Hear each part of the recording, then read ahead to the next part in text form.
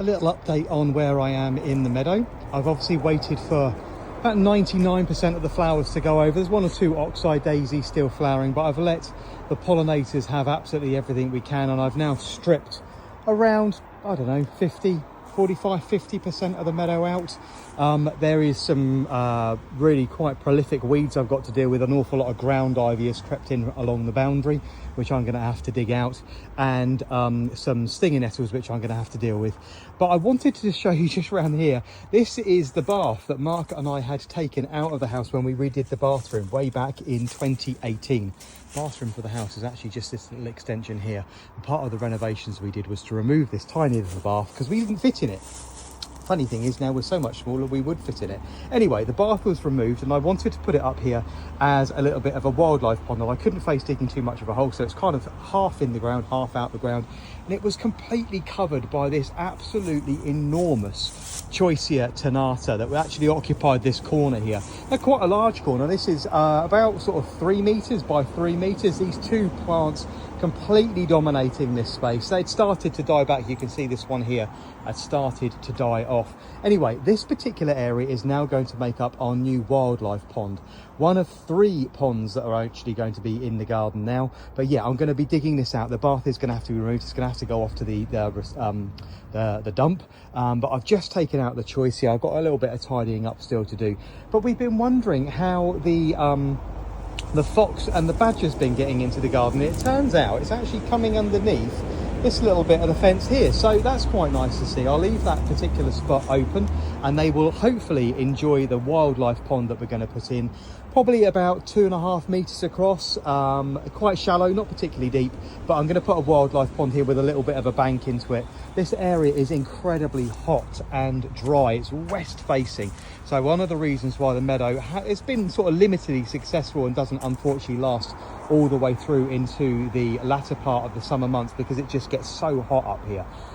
So one of the things I need to do is actually I need to cut back our overhanging boundary trees. Now, these are on our eastern boundary. You can hear the big road that's rumbling along. The boundary to that, I don't know if you can see, there's a post over there. It's about 30 or 40 feet past the boundary, so it's quite some way away. But one of the problems with this area is west is that way. The sun comes baking in latter part of the day, so anything from about 2 o'clock all the way through till about 8 or 9 o'clock at night, this area gets baked by the sun. Combined with the overhanging trees, that means that we've got a little sort of microclimate in here of something that's really very dry.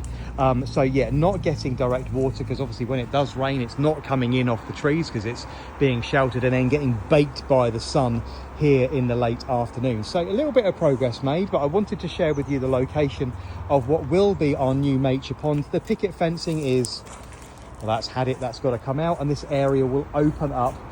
This path obviously will be cleaned up, and really this horrible, incidentally, this horrible Eleagnus, I'm also going to be removing. When we first moved here, this Eleagnus, I'm not lying, was about 15 foot high and about 15 foot long, foot tall. This entire area was surrounded by a big stand of thuya conifer trees that had gone right up into the canopy of the trees above, and because obviously these are deciduous and far more dense, it had actually killed the conifers. So there was about 2 or 3 cut lines, one at about 5 foot, then one at 7 foot, then one at 8 foot, and then they'd been left to run as a hedge, and they were all dead. All of those had to be removed. About, I don't know, dozens of tons of waste came out of this area before the fencing could actually go in. But there was this huge Eleagnus here, which I absolutely hate, and I still hate, and I'd cut back to the point where I couldn't get rid of it anymore, and it's all contorted and twisted up. And I really thought that, you know, it would just die, but it didn't. It came back anyway. I'm really looking forward to putting a chainsaw through that plant. I absolutely hate it. How I'm going to get it out of the ground, I don't know, because if I come around, you can see the stems on it are absolutely enormous. Let's see if I can pan in for you. Might be a bit untidy, but yeah, the stems are absolutely enormous. So I'm not sure how I'm going to quite deal with that. But yeah, anyway, so a little bit of progress made in the meadow. You can see the cottage tucked away there. Obviously it's now not quite in proportion with the space because I've zoomed the camera in. But I thought I'd catch you up with what we were doing. I say that little bathtub still tucked around there. I hadn't forgotten it. I knew it was still there. I can't believe it was still watertight. I sealed up the plug when it went in there in 2018, and it's still there. I mean, it's obviously full of leaves and rubbish, but there's still a source of water there for something if it was absolutely desperate. But yeah, I'm going to be turning that area into a wildlife pond, so the border along here will blend into the pond. The little summer house, it's like, I'm not sure if we can run this back out again. There we go, yes we can. The little summer house was actually taken, well, it was originally used to house our geese when we moved in here. We had a little concrete standing put down for it. But that was actually a cast off from a customer. They actually paid me to take that away, replace that with a brand new sort of chalet, beach chalet style shed. And it's done us 8 years. I mean, you can see that it's actually, I mean, it's rotting out quite considerably and the poor thing is slumping, but we'll have to do something with it originally. But you can see that's done really quite well. We've had 8 further years of life out of it since then. The roof is still good and it's got our little wyvern on top of it, which Mark hates but I absolutely adore. Anyway, so a little bit of progress made here in the meadow.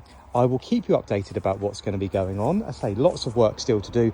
Got to take out all of the old dead hedges and the hurdles that I put in a couple of years ago and replace those. I'm going to be doing some spiraled work with those because I want to sort of give a sense of perspective here and then really focus on covering these fences with roses and get an irrigation system up here to make sure it has all the water it needs. So hopefully roses like Strawberry Hill and my generous garden will have a much better success in future years. So yes, that's the progress in the meadow. I will see you all again very soon. Take good care now. Bye bye.